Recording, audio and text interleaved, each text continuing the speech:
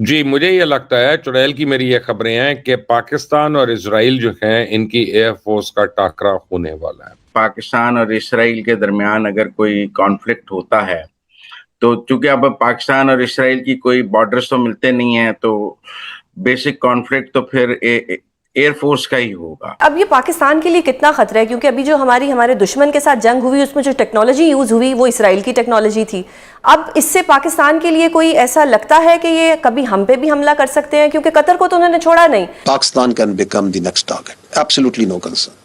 We are an established and declared nuclear power. And if such a misadventure is taken or attempted to, then it will lead to horrific consequences which the world may not be able to endure. ہمارے پاس تو S-400 نہیں ہے، patriot نہیں ہے، ڈوم نہیں ہے، تو پھر میرا مطلب ہے کہ ہمارا ایئر ڈیفنس سسٹم تو اتنا جدید نہیں ہے، اسی لیے مرید کے بہالپور ہٹ بھی ہو سکے تھے. اور میں دعا کرتا ہوں کہ ان کی اوقات یاد کرا دیں پاکستانی، کیونکہ پاکستانی پائلٹس ان کو بالکل اس طرح ماریں گے. اگر ہم یہ کہیں کہ کیونکہ مرید کے والے بھی پہنچ گئے تھے تو اسرائیل کے بھی پہنچ جائیں گے. اسرائیل کے خود کتنے رکے ہیں، اور اسرائیل ہم سے 70 گنا چھوٹا ہے رقبے میں.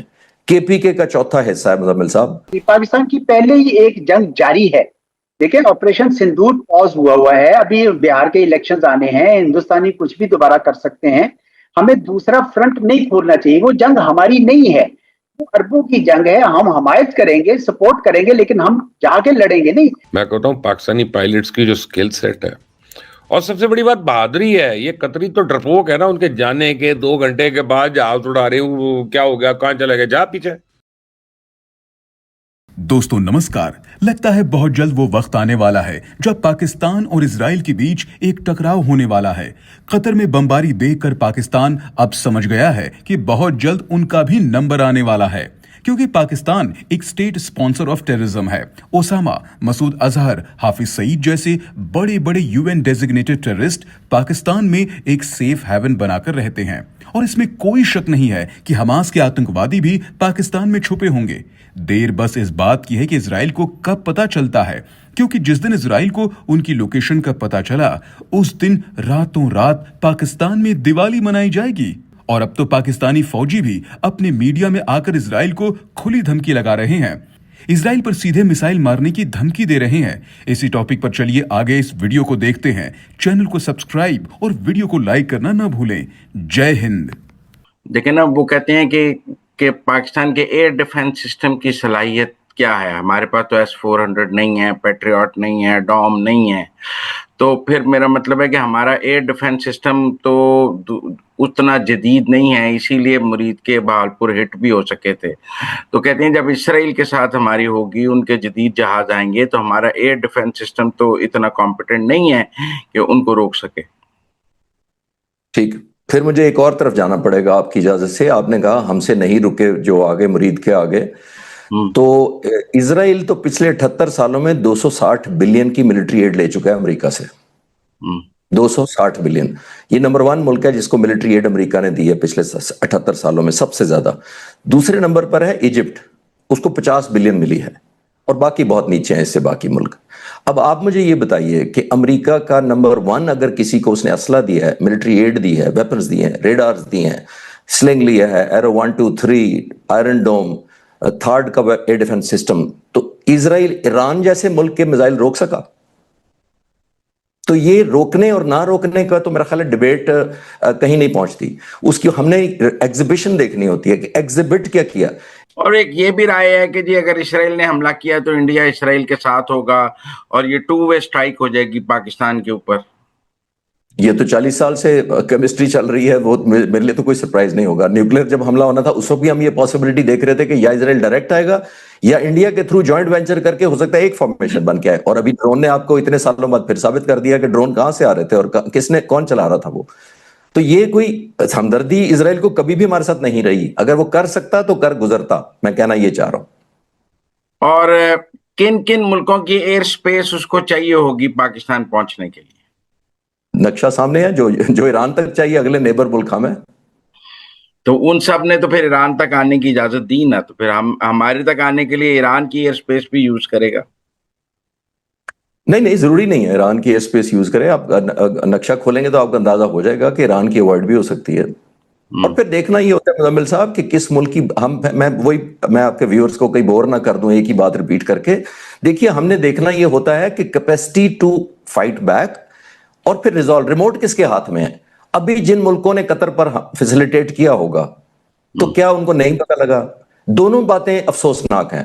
अगर उनको नहीं पता लगा तब भी अफसोसनाक है, एग्री करेंगे आप, और अगर उनको पता था और जानने दिया तब भी अफसोसनाक है। आप मेरा ख्याल इत्तेफाक करेंगे ऐसे। तो अगर मुल्क आने दे रहे हैं तब भी बदकिस्मती है इस मुस्लिम उम्मा की जिसको हम कहते रहते हैं, और अगर उनको पता ही नहीं लगने दिया गया, उनके अपने रडार बंद करके उनका क्या गुजर जाओ तो वो भी उतना ही अफसोसनाक है। सर अब ये पाकिस्तान के लिए कितना खतरा है, क्योंकि अभी जो हमारे दुश्मन के साथ जंग हुई उसमें जो टेक्नोलॉजी यूज हुई वो इसराइल की टेक्नोलॉजी थी। अब इससे पाकिस्तान के लिए कोई ऐसा लगता है कि ये कभी हम पे भी हमला कर सकते हैं? क्योंकि कतर को तो उन्होंने छोड़ा नहीं, हम उनको वैसे ही बुरे लगते हैं, चाइना उनके इंडिया के साथ उनके अच्छे ताल्लुकात हैं, तो is it something like alarming for Pakistan? देखिए पाकिस्तान ने अल्हम्दुलिल्लाह जब भी एग्रेशन पाकिस्तान के खिलाफ हुई हमने जवाब दिया। मई में हुई हिंदुस्तान की तरफ से, हमने जवाब दिया। एक बार ईरान ने भी हल्की फुल्की की थी, हमने उसका भी जवाब दिया। तो पाकिस्तान के अंदर इस्तात है, इसराइल को भी पता है कि पाकिस्तान के पास मिसाइल पावर भी है और न्यूक्लियर पावर भी है, तो इसलिए वो हम पे हमला उस तरह नहीं करेंगे। हाँ, पाकिस्तान फलस्तीनियों की, अरबों की मुकम्मल हमायत जारी रखे, सियासी हमायत, इखलाकी हमायत। लेकिन अगर पाकिस्तान अपने उस जंग में शरीक हो, मैं नहीं समझता उस जंग में पाकिस्तान को शरीक होना। सही। और सर देखिए बात ये जी पाकिस्तान की पहले ही एक जंग जारी है। देखिए ऑपरेशन सिंदूर पॉज हुआ है, अभी बिहार के इलेक्शंस आने हैं, हिंदुस्तानी कुछ भी दोबारा कर सकते हैं। हमें दूसरा फ्रंट नहीं खोलना चाहिए, वो जंग हमारी नहीं है, वो अरबों की जंग है। हम हमायत करेंगे, सपोर्ट करेंगे, लेकिन हम जाके लड़ेंगे नहीं। हमें तो इस वक्त हिंदुस्तान के सामने हम जुड़े हुए हैं और हमने वो करनी है, वो जंग वो हमारी जंग है। तो मेरा ये इसके ऊपर नुक्ता नजर है। जी सही। सर अब जिस तरह नेतन्याहू ने अपनी एक जस्टिफिकेशन दी कि जी जिस तरह ये यूएसए ने उसामा बिन लादेन को पकड़ने के लिए पाकिस्तान की तरफ वो जा सकता था, तो इस तरह मेरा जाना भी जस्टिफाइड है। How do you see this statement कि वो तो एक जस्टिफिकेशन दे रहा है, अमेरिका की तरफ से कोई मजम्मत नहीं आ रही, अमेरिका की कोई ऐसी हमने ट्वीट नहीं देखी कि वो कहें जी बड़ा अफसोस हुआ, इसको ऐसा नहीं करना चाहिए था। तो ये गुड कॉप बैड कॉप कब तक खेलते रहेंगे? खाली गुड कॉप बैड कॉप इस वक्त की निशानी है। जी देखिए इस वक्त निजाम टूट का शिकार है, बैनुल अक़वामी कवानीन की कोई किसी किस्म की कदर नहीं है। और बदकिस्मती ये है कि जिसने ये बैनुल अक़वामी निजाम बनाया था, वर्ल्ड ऑर्डर बनाया था जंग अज़ीम दोम के बाद, वही मुल्क इसको तोड़ रहा है। और ये जो यूनिलैटरलिज्म है, पहले अमेरिका ने इराक पे सिर्फ शक की बुनियाद पर हमला कर दिया, फिर पुतिन ने यूक्रेन पे हमला कर दिया, मोदी साहब ने पाकिस्तान पे हमला कर दिया। अब इसराइल को भी शय मिली है कि वो भी बगैर बताए, बगैर रीजन के वो हमला करता है और वो कहता है कि मुझे हमला करने का हक हासिल है।